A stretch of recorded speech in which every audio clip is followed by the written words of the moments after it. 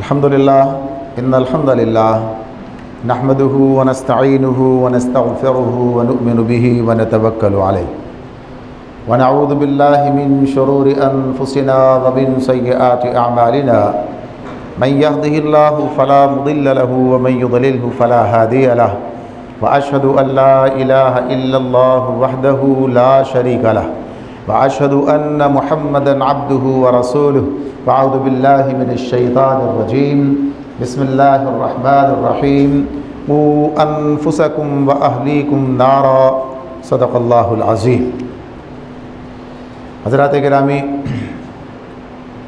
مسلم معاشرے کو درپیش چیلنجز اور ہماری ذمہ داریاں،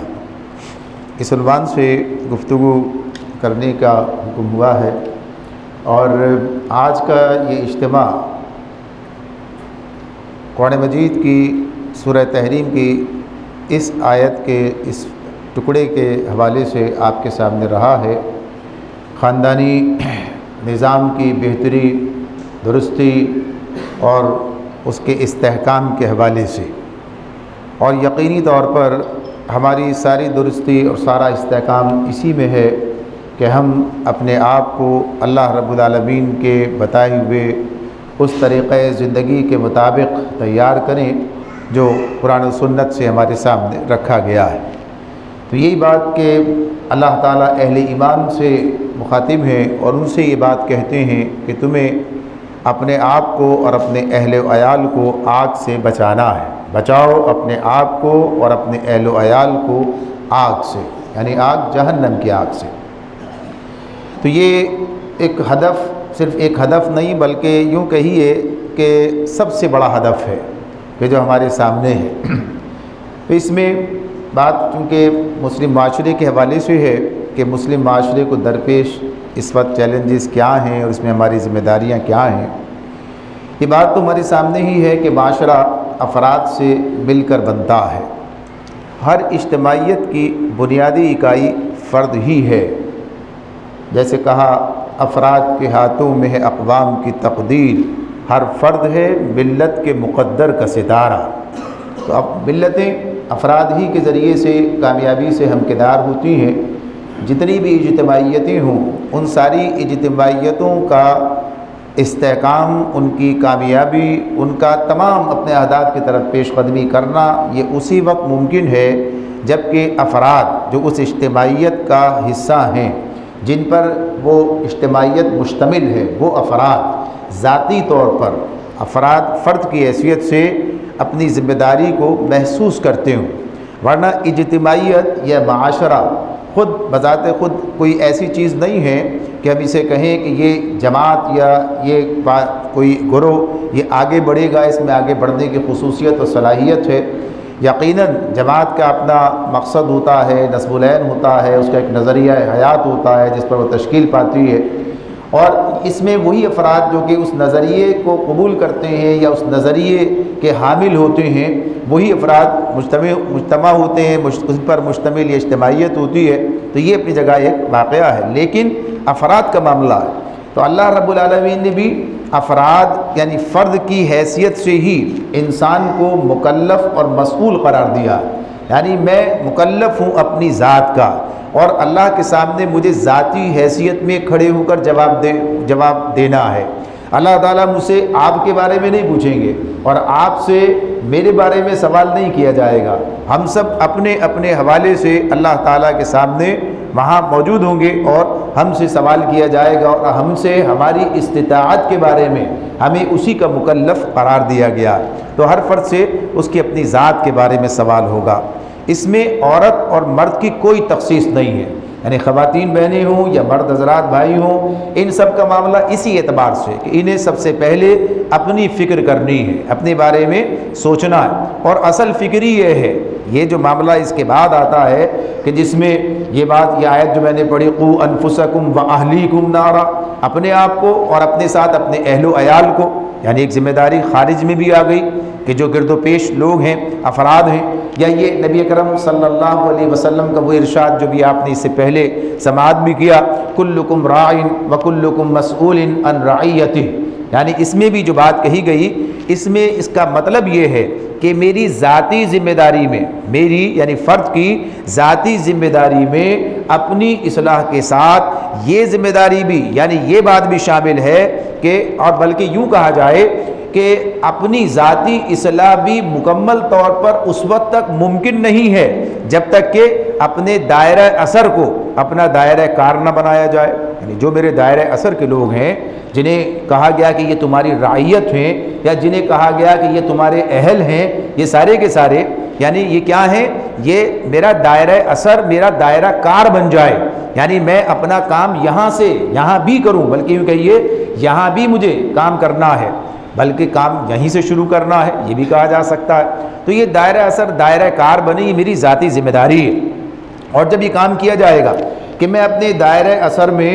اپنے دائرہ کار میں دعوت و اصلاح اور تربیت کا فریضہ سر انجام دوں، اس کے ذریعے سے انہیں اس مقام تک لے جانے کی کوشش کروں جس کے نتیجے میں آگ سے بچنا ممکن ہو جائے، اس طرف لے کر جاؤں. یہ میری ذمہ داری ہے کہ جہاں تک بھی میری پہنچ ہو مجھے اپنے اس کام کو انجام دینا ہے. اگر فرد نے، یعنی میں نے، آپ نے، فرد نے کما حقہ اس ذمہ داری کو پورا کیا تو کسی کی گمراہی کا وبال کسی دوسرے پر نہیں ہوگا. یعنی اگر آدمی کوشش کرتا رہا، نوح علیہ السلام اپنے بیٹے کے لیے، ظاہر ہے اپنی خاندان سب سے پہلے اولیت رکھتا ہے. لوط علیہ السلام اپنی بیوی کو کیا نہیں کہتے ہوں گے؟ کیا اس کی طرف وہ ان کی دعوت نہیں ہوگی یا اس کی اصلاح کے لیے کوئی کوشش نہیں ہوگی؟ سب کچھ ہو رہا ہوگا، لیکن اس کے باوجود ان کی گمراہی قائم رہی تو اس گمراہی کو انہوں نے ہی بھگتا. یعنی یہ پہلو اپنی جگہ پر موجود ہے. تو اس اعتبار سے اللہ رب العالمین جو بات ہمارے سامنے رکھتے ہیں، یا ایھا الذین آمنوا علیکم انفسکم لا یضرکم من ضل اذا اہتدیتم، کہ اے لوگو جو ایمان لائے ہو، کسی کی گمراہی سے تمہارا کچھ نہیں بگڑتا اگر تم خود راہ راست پر ہو، اگر تم خود راہ راست پر ہو. تو یہ بات اس اعتبار سے ہے. نبی اکرم صلی اللہ علیہ وسلم سے اللہ تعالیٰ ارشاد فرماتے ہیں، فذکر انما انت مذکر لست علیہم بمسیطر. آپ کا کام تذکیر کرنا، آپ تذکیر کیجئے، آپ سمجھا، نصیحت کیجئے. آپ نصیحت کرنے والے ہیں، آپ ان پر کوئی ذمہ دار، کوئی ایسے اس حیثیت سے کوئی تھانے دار بنا کر نہیں بھیجے گئے کہ آپ زبردستی ان سے کوئی بات منوائیں گے. یہ بات تو ہمارے مال ہے. اسی میں آگے چل کر اللہ تعالیٰ یہ بات کہتے ہیں کہ آپ کا کام کیا ہے؟ آپ کا کام تو نصیحت کرنا ہے. ان الینا ایابہم ثم ان علینا حسابہم. آپ کا کام پہنچانا ہے اور حساب لینا اللہ تعالیٰ کہتے ہیں ہمارا کام ہے. تو یہ پہلو ہمارے سامنے واضح رہنا چاہیے. اب یہاں بھی یہ بات رہے کہ اس میں بھی مرد اور عورت کی کوئی تخصیص نہیں ہے کہ مردوں کو یہ کام کرنا ہے، عورتوں کو یہ کام نہیں کرنا ہے، یا عورتوں کو کرنا ہے، مردوں کو نہیں کرنا ہے. ہر ایک اپنی ذات کے اعتبار سے اس ذمہ داری کا اہل ہے، اسی کام انجام دینا ہے. یہ جو بات اسی آیت کے تفہیم میں، تشریح میں ہمارے سامنے آتی ہے، جو میں نے آپ کے سامنے پڑھی پہلے، یا ایھا الذین آمنوا علیکم انفسکم لا یضرکم من ضل اذا اہتدیتم، کہ اسی کے ساتھ ساتھ جو کہا گیا ظالم کا ہاتھ پکڑنا اور یہ پھر اجتماعی اصلاح کا جو معاملہ، یہ ایک موضوع اپنی جگہ پر ہے، اس کے علاوہ بات ہے. اب یہ جو بات ہم معاشرے کی ہے، یعنی فرد سے معاشرہ ہے. اگر فرد خود ٹھیک نہیں ہے تو آپ کسی معاشرے کا تصور نہیں کر سکتے. یعنی اسی لیے فرد کا معاملہ زیادہ ضروری ہے. جیسے بات ہو رہی تھی عمارت کی، عمارت، مضبوط عمارت. بھائی عمارت تو اینٹوں سے مل کر بنتی ہے. اگر ساری بوگس اینٹیں ہوں، ساری خراب اینٹیں ہوں تو آپ اس سے کسی مضبوط عمارت کا تصور نہیں کر سکتے. آپ کو ایک مضبوط عمارت کے لیے، اس کے لیے ایسا میٹیریل فراہم کرنا ہوگا، ایسی اینٹیں اس کے لیے فراہم کرنی ہوں گی جو کہ مضبوط ہوں. ان کی مضبوطی عمارت کی مضبوطی بن جائے گی. یقیناً اینٹ سے عمارت بہت مضبوط ہوا کرتی ہے، لیکن اس کے لیے ضروری ہے کہ افراد ایسے ہوں. تو افراد کا معاملہ اپنی جگہ پر ہے. اب اس میں جب ہم دیکھتے ہیں کہ انہی افراد پر مشتمل جہاں کھڑے ہیں اور موضوع کے اعتبار سے کہ ہمارا معاشرہ، یعنی ہم جہاں موجود ہیں، پاکستانی معاشرہ کہیے، جہاں آپ وہاں کی بات کہیں، تو ہمارا معاشرہ اس اعتبار سے تو مسلم معاشرہ ہے. ہمارا معاشرہ اس اعتبار سے تو مسلم معاشرہ ہے کہ یہاں مسلمان رہتے بستے ہیں. ہر بستی میں کئی مساجد ہیں جہاں سے 5 وقت اللہ اکبر کی صدائیں فضا میں گونجتی ہیں. جمعے کے وعظ و خطبات ہوتے ہیں، نکاح اور جنازے پڑھائے جاتے ہیں. یہ سب کام ہوتا ہے. یہ ساری چیزیں ہمارے پاس پائی جاتی ہیں. مخصوص مذہبی ایام منائے جاتے ہیں. تو اس اعتبار سے تو یہ ایک مسلم معاشرہ ہے کہ یہاں یہ سارے کام انجام پاتے ہیں، لیکن یہ مسلم معاشرہ اس اعتبار سے اسلامی معاشرہ نہیں ہے کہ یہاں تہذیب و تمدن خالص قرآن و سنت پر مبنی ہو، یعنی اس اعتبار سے مسلم معاشرہ یہ اسلامی معاشرہ نہیں ہے کہ یہاں تہذیب و تمدن خالص قرآن و سنت کے مطابق ہو، رہن سہن، چلت پھرت، لین دین، معاملات و معاشرت شریعت کے تابع ہوں، یعنی یہ چیز ہمارے پاس ہو، تعصب و تصادم سے پاک اسلامی اخوت کا مظاہرہ ہو رہا ہو، ہم دیکھیں کہ ہر طرف جو ہے یہ معاشرہ اس کا مظہر ہے، تو ایسا نہیں ہے۔ یعنی اس اعتبار سے یہ صورتحال ہے کہ جہاں تعلیم و تربیت کے ذریعے ہر بچے کو حقیقی مسلم بنانے کا انتظام ہو، تو اس اعتبار سے یہ مسلم معاشرہ اس طرح کا اسلامی معاشرہ نہیں ہے۔ لہٰذا حضرات گرامی، لہٰذا آج مسلم معاشرے کو درپیش سب سے بڑا چیلنج یہ ہے کہ اسے حقیقی معنوں میں اسلامی معاشرہ بنایا جائے۔ یعنی مسلم معاشرے کا سب سے بڑا جو ہدف، سب سے بڑا چیلنج ہے وہ کیا ہے کہ اسے حقیقی معنوں میں اسلامی معاشرہ بنایا جائے،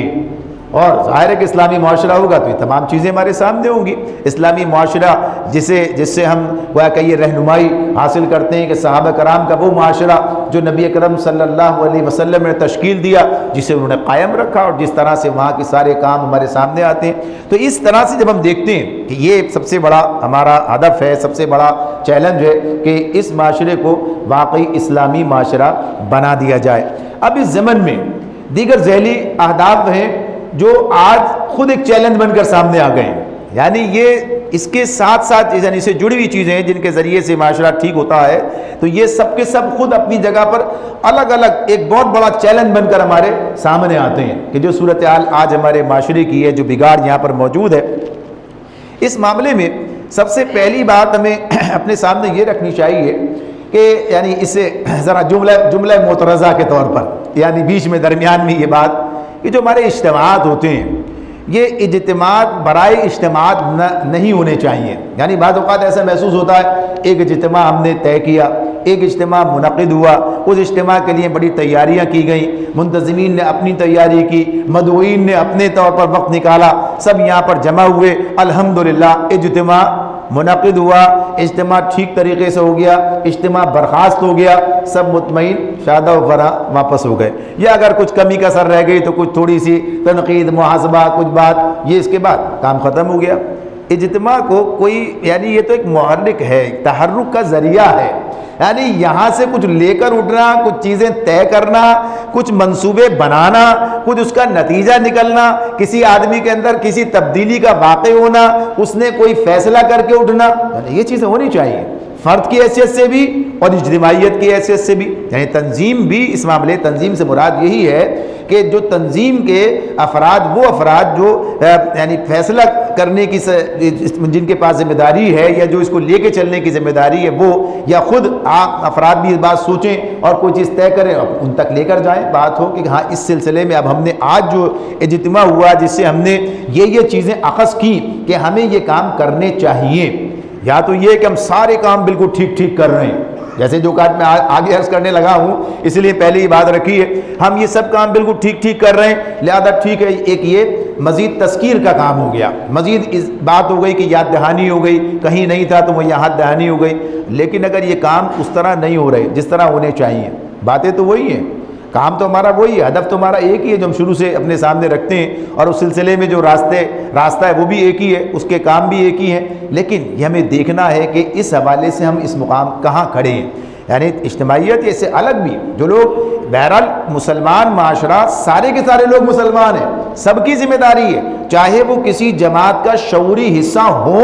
یا نہ ہو۔ میرے سامعین میں ایسے افراد بھی ہو سکتے ہیں اس وقت یہاں موجود جو کسی اجتماعیت کا اس طرح حصہ نہ ہو، لیکن مسلم امت کا حصہ ہے، اسلامی معاشرے کا حصہ ہے، مسلم معاشرے کا حصہ ہے، وہ چاہتے ہیں کہ ایک اسلامی معاشرہ قائم و مضبوط طور پر، یعنی قائم سے میری مراد ہے کہ صحیح بنیادوں پر قائم ہو اور وہ اس کا حصہ بنے اور وہ اس کے لیے کوشش کریں، تو یہ چیزیں ہمیں اپنے سامنے رکھنی چاہیے۔ تو سب سے پہلی چیز جو آپ کے میں سامنے رکھنا چاہتا ہوں وہ یہ کہ اسلام کے حوالے سے، یعنی دین کے حوالے سے آج سب سے بڑا مسئلہ ہمارا یہ بن کر سامنے آتا ہے کہ آج امت کی اکثریت نہیں، بہت بڑی غالب اکثریت اکثریت کہہ کے ذرا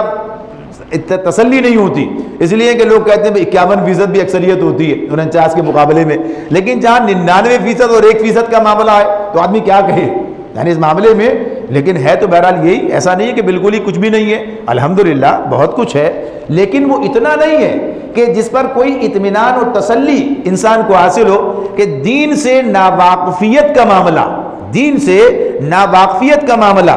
دین کا محدود تصور کا معاملہ، اور پھر یہاں تک کہ دین بیزاری کا معاملہ، یعنی یہ تینوں چیزیں آپ کو ملیں گی. یعنی آدمی دین سے ناواقفیت ہے، ایک مرحلہ مسئلہ یہ ہمارے سامنے، پھر بعض جہاں پر دین ہے تو وہاں دین کا بڑا محدود تصور ہے، اور پھر ایک معاملہ یہ بھی سامنے آتا ہے کہ دین سے بیزاری بھی ہمارے درمیان پائی جاتی ہے. یعنی ہمارے درمیان ہی وہ لوگ ہوتے ہیں جو بھائی رکھو ٹھیک ہے اپنے پاس رکھیں، آپ اپنی بات صحیح ہے ٹھیک ہے، ہاں بھائی مسلمان ہیں آپ بھی، آپ صحیح ہے بڑے اچھے مسلمان، ہم بھی ہیں بہرحال جیسے بھی ہیں، بس دین. یعنی ایک بیزاری کی کیفیت، ایک ایسی کیفیت کہ آدمی بات سننے کے لیے تیار نہیں ہے، یعنی عمل کا معاملہ تو دور کی بات ہے، بیزاری ہے. تو یہ کیوں ہے، ایسا کیوں ہے؟ یہ ہمارے معاشرے کا ایک بہت بڑا سوال ہے، اور یہ سوال کہیں اور نہیں ہے کہ ہم کہیں کہ یہ کراچی کا مسئلہ نہیں ہے، یہ لاہور کا مسئلہ ہے، یا یہ پاکستان کا مسئلہ نہیں ہے، یہ صرف جو ہے آپ کا کسی اور ایران کا مسئلہ ہے، یا افغانستان کسی ایسی جگہ کے نام لے کہیں اور. یہ ہمارا مسئلہ ہے، یہ ہمارے گرد و پیش کا مسئلہ ہے، اور بعض اوقات ہمارے گھروں کا مسئلہ ہے.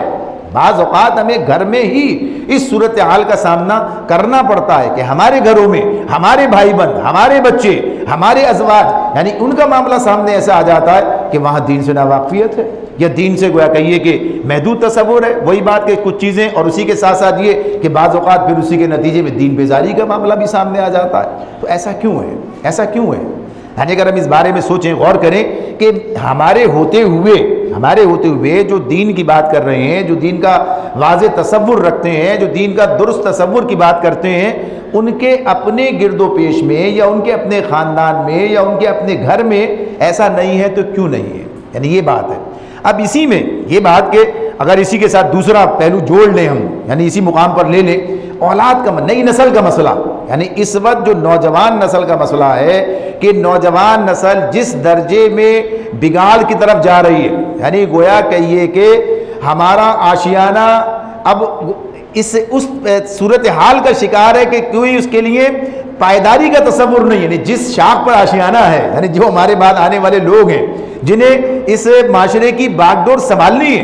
انہیں ہم نے کس انداز سے تیار کیا، یعنی کس انداز سے تیار کیا ہے، کیا صورتحال ہے. ابھی آپ یہ بات سن رہے تھے کہ جس میں انہوں نے یہ بات بھی کہی کہ جو اقامت دین کی جماعتیں یا دینی جماعتیں ہیں، ان کے اندر افراد سازی کا جو معاملات ہیں وہ کس درجے متاثر ہیں. متاثر سے مراد یعنی نہ ہونے کے برابر ہیں، حالات جو ہیں کوئی اطمینان بخش نہیں ہے. تو نتیجہ کیا نکلے گا؟ نتیجہ کیا نکلے گا؟ یہ بات اپنی جگہ ایک واقعہ ہے، اور آپ سب اس بات کی تائید کریں گے کہ کل جو صورت دینی اعتبار سے، اخلاقی اعتبار سے،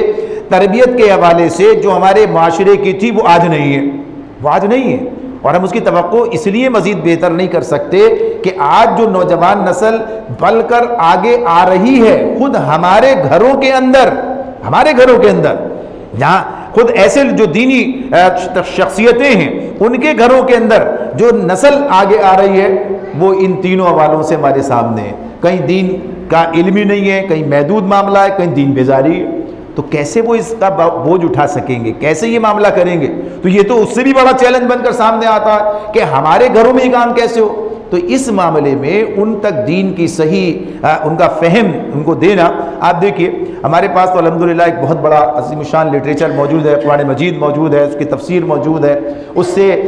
یعنی اخذ کردہ کتب موجود ہیں. ان کے حوالے سے یعنی کتنا بڑا کام کرتی ہیں یہ کتب. ایک بات ابھی کل ایک صاحب سے میری گفتگو ہوئی، جماعت اسلامی کے ایک اہم آدمی ہیں، بلکہ ایک کہیں کے ناظم بھی رہے ہیں. انہوں نے مجھ سے کہا کہ صاحب ایک نو مسلم کی کوئی یہودی ہے، اس کی مسلمان ہونے کی رودات جو ہے یہ موجود ہے، ذرا سا اس میں ایک کتاب کا ذکر ہے، اس میں ایک کتاب کا ذکر ہے، کوئی اردو لیب کے نام سے کوئی وہاں سے انہوں نے بتایا وہاں پر وہ ہے، اور میں آپ کو بھیجتا ہوں، آپ ذرا اس میں دیکھیے وہ کتاب کون سی ہے. وہ پورا 45 منٹ کا پورا اس کی روداد ہے، اس کے اندر ایک یہودی مسلمان ہوتا ہے، کیسے کہاں کہاں جاتا ہے، کدھر کدھر بھٹکتا ہے، کہاں کہاں، اور بالآخر ایک کتاب اسے اسلام سے قریب کر دیتی ہے، ورنہ وہ مسلمان پاکستان آنے کے باوجود بھی ایک کسی سفیر کا بیٹا ہے جو یہودی سفیر یہاں کبھی رہا ہے، اس نے پاکستان بھیجا کہ شاید بدزن ہو جائے گا اسلام سے، لیکن بالآخر اس کی زندگی ایک کتاب بدلتی ہے، ایک کتاب بدلتی ہے اس کی زندگی، جس سے اسے اطمینان جو ہے اسلام کی طرف آتا ہے، باہر جا کے اپنے خاندان میں کام بھی کرتا ہے۔ ذرا اس کا نام جو ہے مجھے اس کا نام اس نے نہیں لکھا کہ اس کا مصنف کون ہے، اور انگلش میں اس کا نام ہے، تو اب وہ معاملہ تو ظاہر اتنی بڑی دیکھنا سننا مشکل کام تھا، بہرحال کہیں سے ادھر ادھر سے دیکھ کے نام آ گیا سامنے الحمدللہ۔ جب وہ نام سامنے آیا تو میں نے بتایا کہ یہ آپ کی کتاب دینیات کا ترجمہ ہے، یہ آپ کی کتاب دینیات، یہ اس کا ٹورڈ انڈرسٹینڈنگ آف اسلام، اس نام سے اس نے نہیں کہا کہ یہ مولانا مودودی کی کتاب ہے یہ لکھی ہوئی، لیکن یہ دینیات کی بات ہے، یہ دینیات کا معاملہ ہے کہ اس دینیات کی کتاب نے ایک غیر مسلم کو اتنا متاثر کیا کہ وہ مسلمان ہو گیا، ایک مسلمان ہو گیا۔ دوسری بات، ابھی کل ہی فرائیڈے اسپیشل میں ایک اور واقعہ انہوں نے نقل کیا ہے، سید حامد علی صاحب کے بیٹے خالد صاحب نے، انہوں نے کہا کہ صاحب میں نے جو ہے ہندو مذہب کے یعنی ایم اے عربی کرنے کے لیے جب گیا، گریجویشن کے لیے گیا تو وہاں پہ میں نے اسے منتخب کیا، اور میرے جو استاد تھے وہ ایک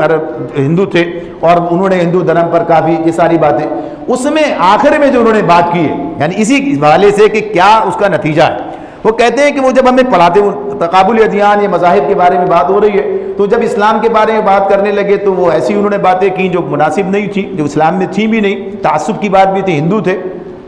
تو میں نے ان سے کہا دیکھیے میں ہندو مذہب سمجھنا چاہتا تھا تو میں آپ کے پاس آ گیا، آپ کے پاس آیا تاکہ میں آپ کی زبان سے ہندو مذہب سیکھوں، ورنہ میں کسی مسلمانی کتاب پڑھتا تو کچھ نہ کچھ اس میں ایسی باتیں ہوتی ہیں، کچھ ایسے مختلف تعصب بھی، کچھ چٹکیاں بھی، سب ہوتا۔ تو بہتر طریقہ کیا تھا کہ میں آپ سے سمجھتا ہندو مذہب کے بارے میں یا کسی اور کے پاس جاتا، مسلمان کے پاس، طریقہ یہ تھا۔ تو وہ کہتے ہیں کہ میں نے ان سے کہا کہ پھر آپ اسلام کے بارے میں جب بات کر رہے ہیں تو میں کسی مسلمانی کتاب آپ کو دوں تاکہ آپ اس سے اخذ کریں، تو انہوں نے ان کو دینیات کا ہندی ترجمہ لے کر ان کو دے دیا۔ وہ شخص آخر میں انہوں نے جو لکھا ہے وہ کہتے ہیں کہ وہ کتاب انہوں نے کو دے دی، وہ اس کے بعد آتے رہے، پھر کہا کہ میرا بیٹا اسے پڑھ رہا ہے، پھر ایک دن کلاس میں آئے، جو آخری جملے اس کے ہیں، کتاب لا کر اسے کہا کہ کتاب کا ٹائٹل لوگوں کی طرف کیا اور کہا بیٹا خالد اگر یہ مسلمانوں کا اگر اسلام یہی ہے، کتاب کو اس پر رکھا اور زور سے میز پہ ہاتھ مارا اور کہتے اگر اسلام یہی ہے تو یہی میرا عقیدہ ہے۔ یعنی اس کو اس اعتبار سے جب تم لوگ آئے تھے تو بڑے معاہد تھے اور پھر مشرک ہو گئے، وہ تفصیل اس کے ساری ہے اس میں۔ تو غرض یہ کہ بات یہ ہے کہ جو کتاب غیر مسلموں کو متاثر کرتی ہے وہ مسلمان کو مسلمان نہیں رکھ سکتی۔ میں یہ عرض کر رہا ہوں آپ سے، میں یہ عرض کر رہا ہوں کہ وہ کتاب جو غیر مسلم کو متاثر کر کے اسلام کی طرف لاتی ہے وہ کتاب مسلمان کو مسلمان نہیں رکھ سکتی۔ ایسا کیسے ہو سکتا ہے؟ اصل بات یہ کتاب پڑھی نہیں ہم نے، وہ کتاب پڑھوائی نہیں ہم نے، اس کتاب کو رواج ہی نہیں دیا ہم نے اپنے پاس۔ ہم یہ تو بیان کرتے رہے کہ صاحب دنیا کی اتنی زبانوں میں وہ کتاب چھپی ہے، لیکن وہ کتاب جو چھپی ہے اس کتاب کے ساتھ ہمارا تعلق کیا ہے؟ تو یہ وجہ ہے، یہ مسئلہ ہے، یہ مسئلے کا حل بھی ہے کہ اگر ہم یہ کام کریں، اپنی اولاد کے ساتھ یہ معاملہ کریں، دیگر لوگوں کے ساتھ یہ معاملہ کریں کہ دین کا صحیح فہم ان تک منتقل کرنے کے لیے ہم انہیں اس لٹریچر کے ساتھ جوڑیں، ہم ان تک وہ تعلیم پہنچائیں، ہم ان تک وہ بات پہنچائیں جس سے دین کا صحیح فہم انہیں حاصل ہو۔ ہم اقامت دین کی بات کرتے ہیں، یقیناً اقامت دین ہماری ذمہ داری ہے، یقیناً یہ ہمارا ہدف ہے، یقیناً یہ اللہ تعالیٰ کی طرف سے ہے، یقیناً یہ ایک فرض ہے، لیکن بھائی جو دین ہی نہ سمجھتا ہو اس سے آپ اقامت دین کی کیا بات کریں گے؟ یعنی جب میرا بیٹا دین نہیں سمجھتا، میرا بھائی دین نہیں سمجھتا، میں اس سے کہتا ہوں جی اقامت دین کی بات ہے یہ، تو پھر مجھے کچھ اور راستے اختیار کرنے پڑتے ہیں۔ پھر میں کہتا ہوں دیکھو بھائی اقامت دین ہوگی تو تمہاری دنیا سنور جائے گی، اقامت دین ہوگی تو تمہیں عدل ملے گا، اقامت دین ہوگی تو ظلم کا نظام ختم ہو جائے، مجھے یہ سب کہنا پڑتا ہے۔ گو کہ یہ باتیں بھی ٹھیک ہیں، یہ باتیں غلط نہیں ہیں، یہ باتیں درست ہیں، لیکن اقامت دین اس مقصد کے لیے نہیں ہے۔ اقامت دین تو اللہ کا حکم ہے، اللہ تعالیٰ کے حکم کی بنیاد پر آخرت کی بہتری کے لیے، ہمیں اپنی کامیابی کے لیے، اللہ کے رضا کے لیے ہمیں اس راستے پہ چل رہا ہے۔ بنیاد تو یہ ہے، اس کے بعد پھر نتیجہ یہ بھی نکلے گا، اپنے وقت پر نکلے گا۔ آدمی کہتا ہے جی آج کام کیا کل نتیجہ نکلنا چاہیے تھا، تو اگر وہ آج نکلے، 10 سال بعد نکلے، 100 سال بعد نکلے، چونکہ اصل ہدف ہمارا وہ نہیں تھا، اصل ہدف تو ہمارا یہ تھا۔ یہ بات اس اعتبار سے، اس حوالے سے ان لوگوں کے لیے جو لوگ یہ بات کہتے ہیں کہ بھائی ہمارا اصل مسئلہ تو معیشت کا ہے، ہمارا اصل مسئلہ تو لوگوں کی نوکریوں کا ہے، ہمارا اصل مسئلہ تو اس طرح کے مسائل کا ہے۔ یہ کم کہہ رہے ہوتے ہیں نا، ہمارا مسئلہ جو ہے تعصب کا ہے، ہمارا مسئلہ اس طرح کا ہے، ہمارا مسئلہ استحصال کا ہے، ہمارا مسئلہ طبقاتی نظام کا ہے، تو ہم بتا رہے ہوتے ہیں کہ بھائی اس مسئلے کے لیے ہمیں الگ سے کوئی کام نہیں کرنا، اس کا حل بھی ادھر ہی ہے، اس کا حل بھی یہاں پر ہے، یعنی اس کے لیے بھی ہمیں اسی پر جد و جہد کرتے ہوئے اس منزل کو ہم پا سکتے ہیں۔ تو اسی اعتبار سے بات ہے، اس حوالے سے بات ہے، یہ بھی انبیاء کی دعوت کا ایک حصہ ہے کہ انہوں نے یہ بات بھی کی ہے، لیکن اصل چیز کیا ہے کہ دین کا وہ صحیح تصور جو عبد اور معبود کے تعلق کو مضبوط کر دے، اور اس بنیاد پر ایک بندہ اپنے رب سے وابستہ ہو جائے اور آپ کو اسے پھر کوئی دھکا دینے کی ضرورت نہ پڑے پھر آپ کے لیے، تو یہ تو بڑا چیلنج ہے نا، یہ ہمارے گھروں کے اندر رہی ہے اور نوجوان نسل کے اعتبار سے بھی ہے۔ ہم یہ بات کہتے ہیں تنظیم کو چھوڑ دیجئے، تنظیم تو بات کی بات ہے، یہ اگر میں نہ بچا تو اور تنظیم بچ گئی تو مجھے کیا فائدہ حاصل ہوا؟ یقیناً تنظیم کی اہمیت ہے، اس کے بغیر میں بھی نہیں بچ سکوں گا، یعنی اس کا حصہ بنے بغیر، لیکن یہ بات اپنی جگہ ہے کہ یہ تو کام کیا میں نے، لیکن جو اصل کام تھا وہ نہ ہو سکا، وہ اصل کام نہ ہوا، میرے بچے، میں خود، میرا گھر، میرا خاندان، میرے لوگ، تو یہ جو میری ذمہ داری ہے، اصل مسئلہ یہ نہیں ہے کہ مجھے اپنے خاندان کی بات، جیسے میں نے آغاز ہی میں کچھ دیر یہ گفتگو آپ کے سامنے رکھی کہ فرد کی بقا کا مسئلہ ہے، میری ذات کا مسئلہ ہے کہ مجھے اجتماعیت کے اندر کام کرنا، مجھے معاشرے کے اندر کام کرنا ہے، مجھے دوسروں کی فکر بھی ساتھ ہی ساتھ کرنی ہے، اس لیے کہ میری ذمہ داری بنائی گئی ہے، میری ذمہ داری بنائی گئی، باقی چیزیں اسی کے ساتھ ہی چلتی ہیں۔ یعنی یہ اصل بنیادی معاملہ ہے کہ دین سے کے فہم سے نواقفیت اور سارے معاملات اور اپنی نسل کے طرف لے کے جانا کام پورا کرتے ہیں۔ تو بہرحال اگلی بات جو ہمارے سامنے آتی ہے اسی کے نتیجے میں یہ مغربی تہذیب کا مسئلہ ہے، ہمارے گھروں کے اندر مغربی تہذیب داخل ہوا جاتی ہے، یعنی ہو چکی ہے ہندوانہ تہذیب، ساری یہ جو تہذیب ہے جس کو ہم کہتے ہیں، جس سے ہم کڑ رہے ہوتے ہیں، آپ دیکھیے یہ ایک بڑا، یعنی اس ہر چیز کو پکڑیں تو بہت سے جہتیں کھلتی چلی جاتی ہیں، بہت سی جہتیں کھلتی چلی جاتی ہیں، اتنا وقت ہمارے پاس نہیں ہے۔ تو مغربی تہذیبی کی بات اگر آپ کریں، صرف اس اعتبار سے بات کریں تو اگر ہم دو جملوں میں کہیں تو کیا بات ہوگی؟ مغربی تہذیب بے شرمی، بے حیائی، بے غیرتی کی تہذیب ہے، اور اس کے مقابلے میں اسلام کی تہذیب حیا اس کا بنیادی عنصر ہے، یعنی یہ دونوں ایک دوسرے کے مد مقابل ہیں، ایک دوسرے کے مد مقابل ہیں۔ نبی اکرم صلی اللہ علیہ وسلم فرماتے ہیں اگر تمہارے اندر حیا نہیں پھر جو دل چاہے کرو، پھر کیسی تہذیب اور کیسی بد تہذیبی؟ اس کا مطلب کیا ہے؟ جب یہ بات کہی کہ اگر تمہارے اندر حیا نہیں ہے جو پھر ختم بات، کوئی بات ہی نہیں رہے گی۔ تو آج جو صورتحال ہمارے سامنے بنتی جا رہی ہے، جو کیفیت ہماری بن گئی ہے، ہمارے گھروں کی بچیاں، بچے، ہماری خواتین، ہمارے مرد، ان سب کی صورتحال کس طرح کی ہے؟ یعنی ہم چاہے یہ نہ کہیں کہ ہم مغربی تہذیب کے دل دادا ہیں، ہم یہ نہ کہیں، لیکن معاشرہ ہمارا ادھر ہی جا رہا ہے، وہ چیزیں ہمارے پاس اسی طرح رواج پا رہی ہیں، وہ سارے مسائل ہمارے سامنے اسی طرح موجود ہیں۔ تو یہ ایک مسئلہ حل کر کے، یعنی اس معاملے میں کہ صحیح اسلامی دینی معاشرت وہ بھی اسی بنیاد پر ہے کہ جب اس سے واقفیت، تعلق اور اس کے ساتھ آدمی کا اپنا تعلق پیدا ہونا آخرتی کی بنیاد پر، یہ سب چیزیں ممکن ہیں، تب آپ یہ توقع کر سکتے ہیں، توقع کر سکتی ہیں کہ آپ کے گھر میں مغربی تہذیب داخل نہ ہونے پائے۔ آپ اپنے گھر کے، اپنے بچوں کے لیے یا اپنے معاشرے کے اندر، اپنے ماحول کے اندر یہ فرق واضح کریں، اس حیا کے کلچر کو عام کرنا، یعنی اس حیا کا جو تہذیب کا جو سسٹم ہے جس کو اس اعتبار سے لے کے آنا، تو آپ دیکھیں گے کہ اس کے مقابلے میں آپ کو بہت ساری مواد میں بہت ساری مدد ملے گی کہ اگر صرف اس بات کو اپنے سامنے رکھا جائے کہ چاہے مرد چاہے خاتون، یعنی دونوں کا معاملہ ہے، اللہ رب العالمین نے حیا کے اس کلچر کو، حیا کے اس نظام کو، حیا کی اس فکر کو مرد کے حوالے سے ہمارے سامنے رکھا ہے۔ عام طور پر ہم عورتوں کی طرف جاتے ہیں، عام طور پر ہم عورتوں کی طرف جاتے ہیں۔ سورہ یوسف پڑھیے آپ،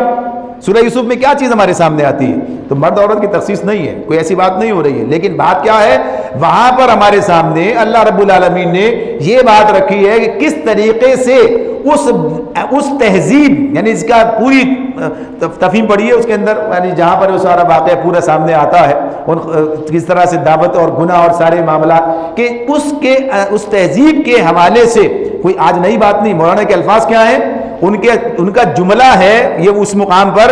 کہ یہ جو آج جدیدیت کی بات کی جاتی ہے، دیکھو اس وقت بھی گمراہی اسی مقام پر تھی جس مقام پر آج ہے، جبکہ دقیانوس کو پیدا ہونے سے بھی 1000 برس پہلے کی بات ہے۔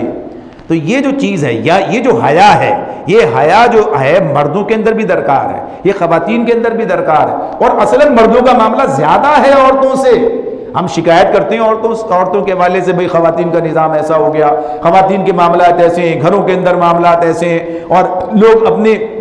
ذمہ داریاں ان کے حوالے کر دیتے ہیں، بھائی یہ تو اس لیے ہے، یعنی کوئی بھی بات ہو تو اس لیے دیر ہو گئی تو اس لیے ہو گئی، یہ مسئلہ بھائی خواتین کی تیاریاں ہیں، خواتین کام ہے۔ یہ بات اپنی جگہ پر کہ خاتون کے معاملات میں توجہ دینا، توجہ کرنا، یہ کس کا کام ہے، کس کی ذمہ داری؟ خود ان کی بھی ہے لیکن ہماری بھی ذمہ داری ہے۔ ہم نے کس طریقے سے تربیت کی، کس طرح سے ماحول بنایا، کیا کیا معاملات کیے، کیا کیا چیزیں ہوئیں، معاشرہ کس طرف چلا گیا، تو یہ ایک بڑا چیلنج ہے، یہ ایک بڑی بات ہے کہ اس معاملے میں اس حوالے سے ہمیں اپنی تہذیب کا احیاء، یعنی دوبارہ سے پھر سے اسی طرح سے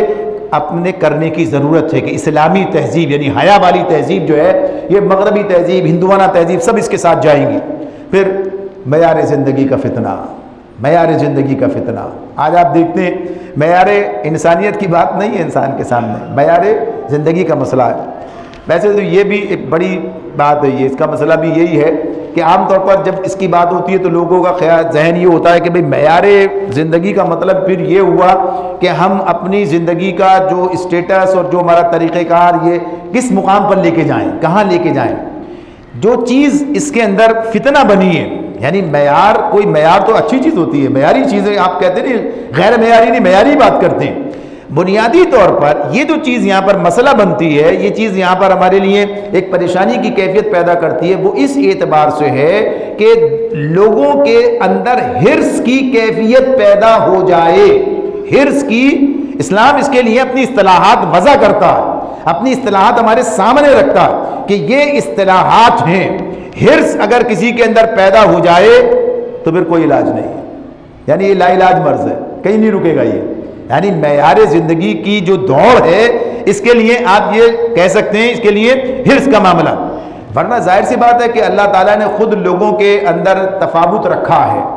کوئی اس مکان میں رہتا ہے، کوئی اس مکان میں رہتا ہے، کس کو اللہ نے اللہ یبسط الرزق لمن یشاء ویقدر، اللہ نے کسی کا رزق جو ہے کشادہ رکھا ہے، کسی کا محدود رکھا ہے، اسی کی بنیاد پر سارے معاملات اس کے چل رہے ہیں، یعنی چیزیں اسی طرح سے معاملات ہیں چل رہی ہیں، تو یہ تو رہیں گے، اس کا مسئلہ نہیں ہے کہ لوگوں کے اندر تفاوت نہیں ہونا چاہیے، اور خود خاص طور پر دینی عناصر افراد کو جو ہے وہ بالکل ایک ایسی زندگی گزارنی چاہیے، زبردستی کا معاملہ نہیں ہے۔ یہ الگ بات ہے کہ ہم جب اپنا کام کرنے میں لگیں تو پھر ہم اس کے نتیجے میں ادھر سے فکر کم ہو جائے گی، ادھر سے معاملات جو ہے متاثر ہو جائیں گے، اس لیے کہ آدمی ایک ہی طرف زیادہ تگ و دو کر سکتا ہے۔ تو اس میں پہلی چیز تو یہ ہے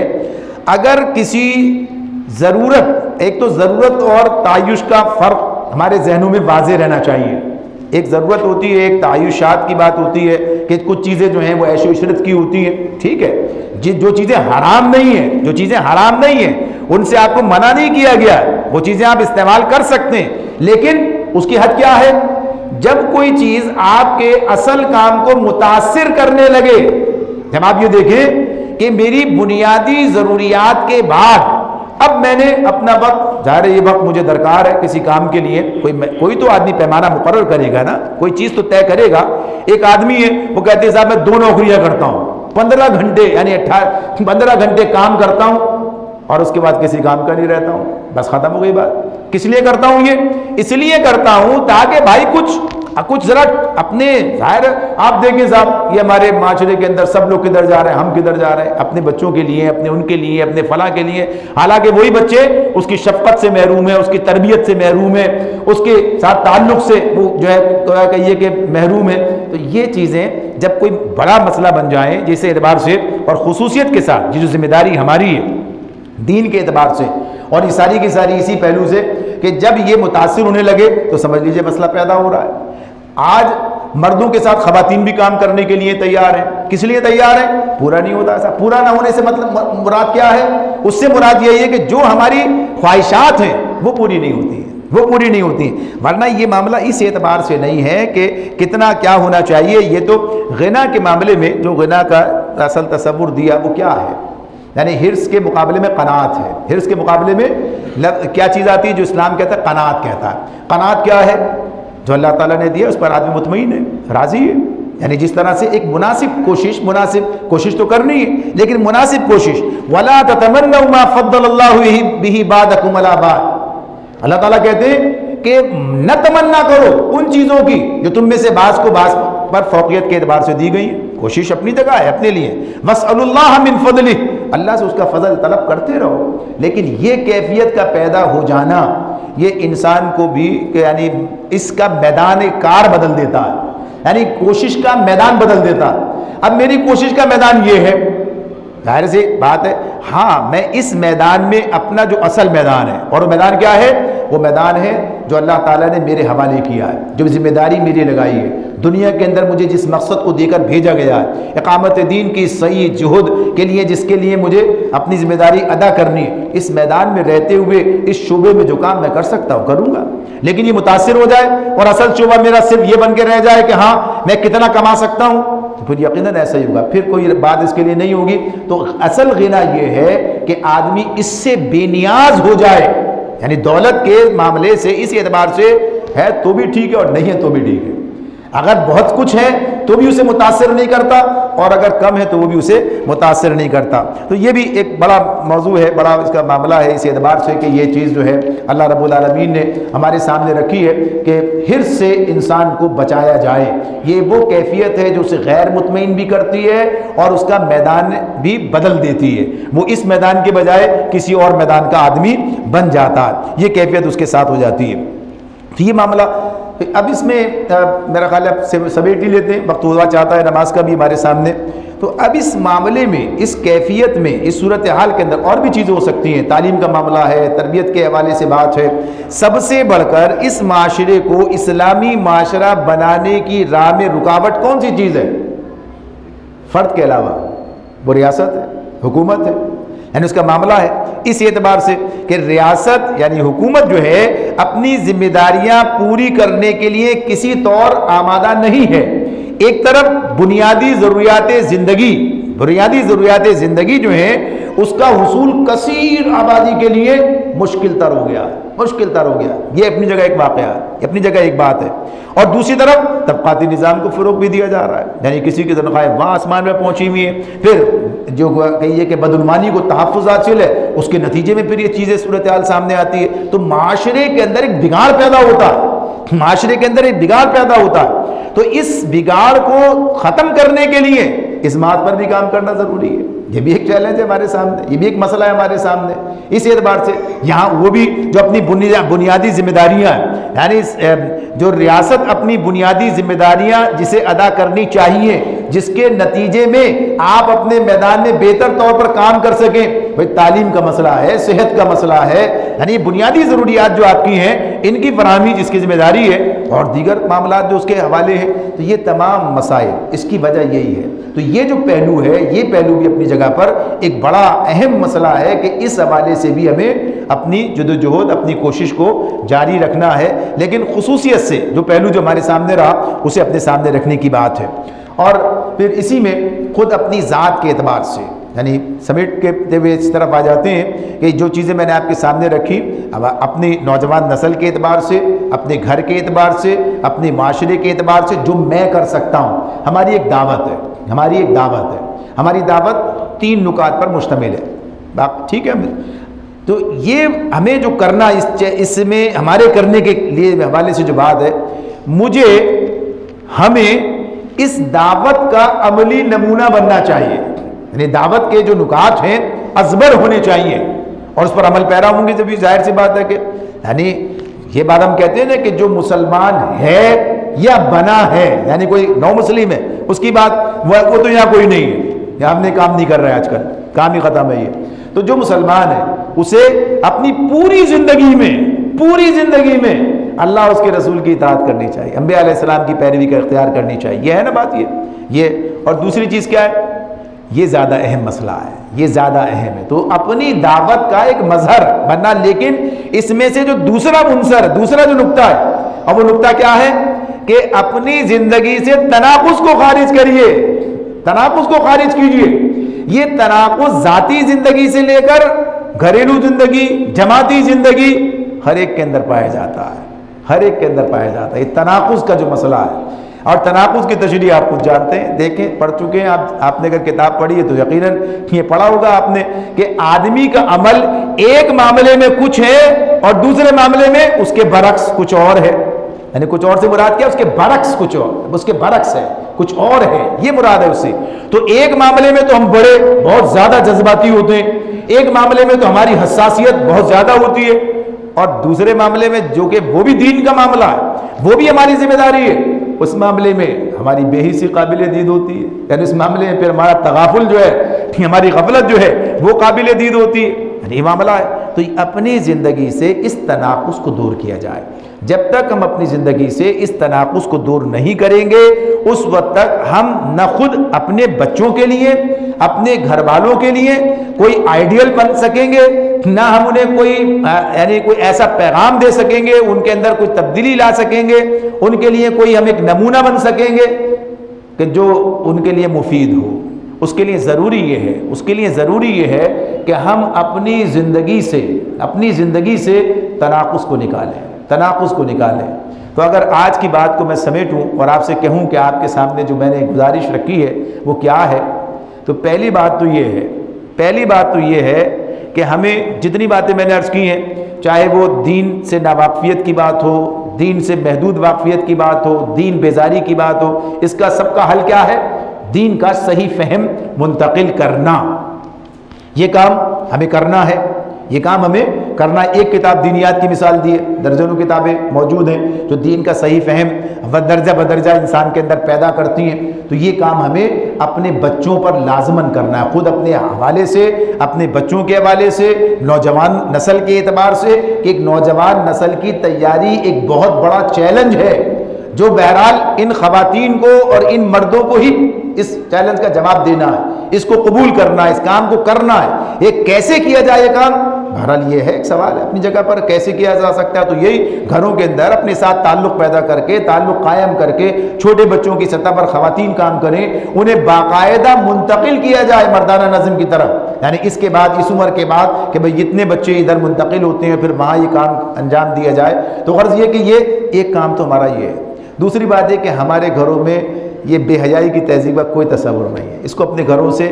داخل ہونے سے روکا جائے. یقیناً کوئی ایسی بات نہیں ہے کہ ہمارے یہاں کوئی، لیکن ہمارے گھروں سے مراد ہمارے گرد و پیش کے گھر بھی ہیں، ہمارے احباب کے گھر بھی ہیں، ہمارے رشتہ داروں کے گھر بھی ہیں. تو اس میں ہمیں اس بے حیائی کے فروغ کو روکنے کے لیے حیا کے کلچر کو، حیا کی تہذیب کو زیادہ آگے بڑھانا ہوگا. اسلام کی، دین کی، اس کی تہذیب کو ہمیں آگے لے کر جانا ہوگا. لوگ آج کھلے عام دھڑلے سے کہتے ہیں، حسن نثار لکھتا ہے، کہتا ہے کہ یہ امہات المومنین کے لیے تھا پردہ، عام مسلمانوں کے لیے نہیں ہے، عام مسلمان خواتین کے لیے نہیں ہے، یہ ان کے لیے نہیں ہے. یہ اور درجنوں باتیں ایسی جو ہے وہ کہی جاتی ہیں کہ جو اسلام کے سری خلاف ہیں، اور ٹھنڈوں پیٹوں سب برداشت کر لیتے ہیں. انہیں سارے لوگ جو اسے قبول کر لیتے ہیں کہ ہماری تہذیب اور تمدن جو ہے اسے کس طریقے سے برباد کرنے کی ایک بھرپور کوشش جاری ہے. تو دوسرا معاملہ یہ ہے جسے پر ہمیں توجہ دینی چاہیے. اور تیسرے معاملہ یہ ہے کہ حرص کو نکال کر قناعت کا جذبہ پیدا کرتے ہوئے اپنے اصل کام پر لگنا چاہیے. ٹھیک ہے، جسے اللہ نے زیادہ دیا وہ زیادہ، جو سے کم دیا وہ کم، لیکن اپنی توانائیوں کو، صلاحیتوں کو دین کے راستے میں لگائیے. یہ چیزیں ہمارے کام میں رکاوٹ نہ بن جائیں. اور چوتھی اور آخری بات یہ ہے کہ اپنی زندگی سے